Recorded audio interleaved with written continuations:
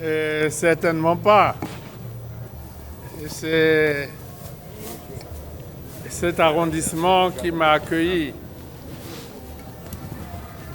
le 5 juin 1997,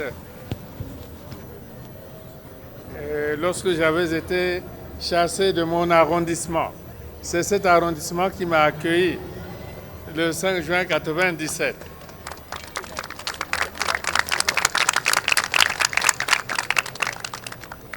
Mais en réalité, tous les départements du Congo sont les fiefs du Parti congolais du travail. Je crois que vous pouvez lire les résultats à toutes les élections.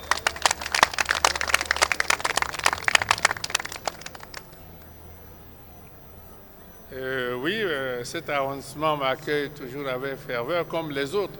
Il n'y a pas longtemps, j'étais à Madingou, et il y avait à Madingou la même fièvre qu'aujourd'hui, parce que là-bas, j'allais lancer les activités agricoles. Et je souhaite plutôt qu'il y ait toujours cet enthousiasme partout, cette mobilisation. Et parce que nous sommes dans une phase de construction du pays, il faut que les forces vives soient toujours mobilisées. Voilà. Ce désastre est dû certainement à ces deux raisons que vous venez d'avancer, mais plus à l'incivisme qu'au manque de moyens. Plus à l'incivisme, au manque d'esprit patriotique. Et en réalité, il s'agit globalement de l'attitude que les Congolais ont face au bien public. Voilà. On résume cela ainsi. L'attitude des Congolais face au bien public. Ce n'est pas seulement les écoles, c'est les hôpitaux, c'est les routes, c'est même les véhicules.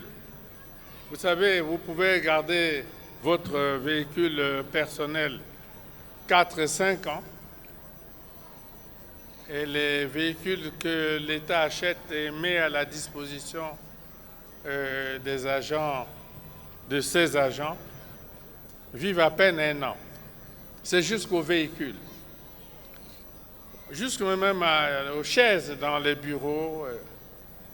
C'est un état d'esprit général que nous devons vigoureusement redresser. Tout à l'heure, je parlais avec le ministre Moutou, s'agissant justement de ce lycée Gampo Lilou. Je lui disais que lors de l'inauguration, nous avions visité tous les compartiments du lycée, bien sûr, mais nous sommes allés aussi dans les résidences des professeurs. On vient de visiter un appartement 5 étoiles tout à l'heure. Et je disais au ministre Moutou qu'à côté des appartements et des professeurs, nos amis chinois avaient réalisé pour chaque appartement un petit potager. Et nous avons visité ces potagers-là. Ils avaient planté des légumes qui avaient déjà poussé. Et je crois que les épouses des professeurs ont seulement récolté ce que les Chinois avaient planté et ils ont consommé. Et si vous allez à Gampo Lilou, vous ne verrez pas un seul potager. C'est ça l'état d'esprit global.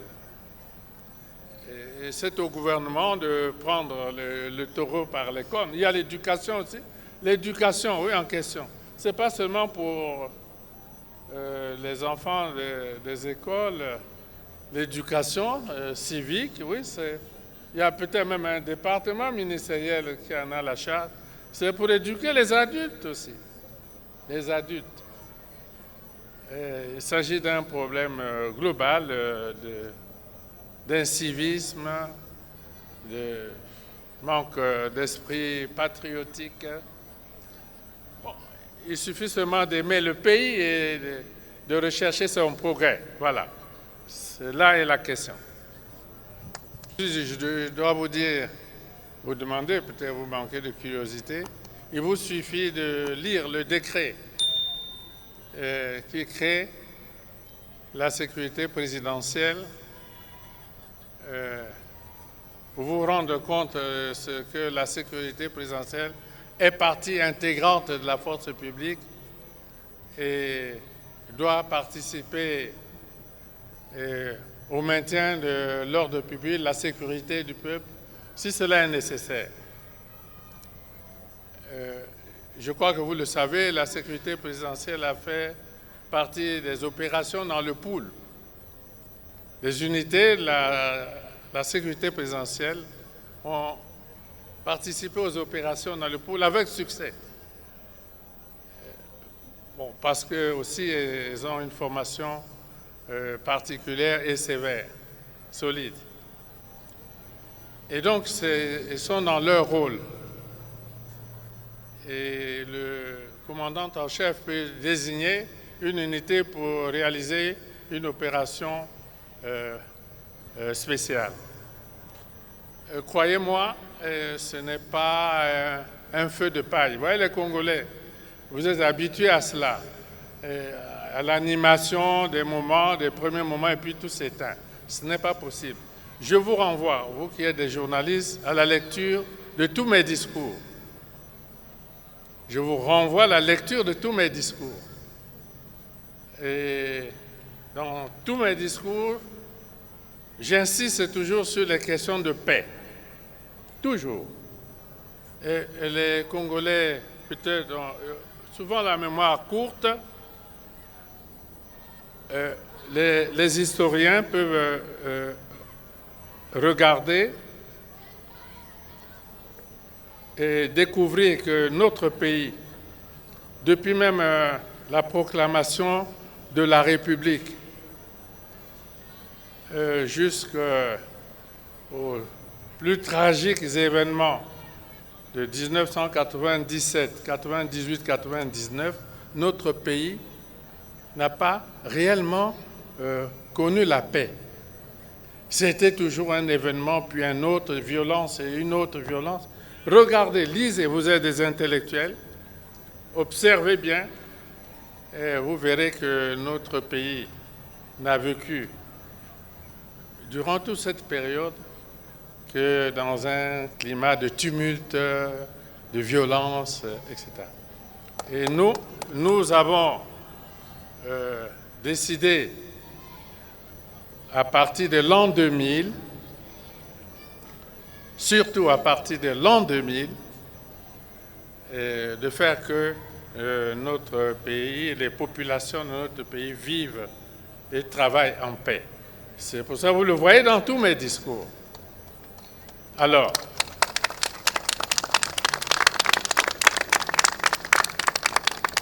nous ne pouvons pas laisser pareille situation se développer dans nos villes et même à l'intérieur. Ce ne sera pas possible. Et la sécurité présidentielle, oui, parce que j'ai vu que l'opération patinait un peu avec les autres corps de la sécurité.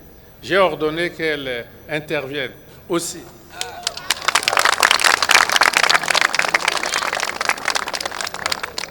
J'ai ordonné qu'elle intervienne aussi, comme j'avais ordonné aussi qu'elle intervienne lors des opérations dans le pool. Cette opération, les autres forces participeront bien sûr. Le ministre de l'Intérieur a mes instructions à ce sujet. Et nous ne pouvons pas laisser cette situation perdurer. Et le ministre de l'Intérieur, bon, la force publique dans son ensemble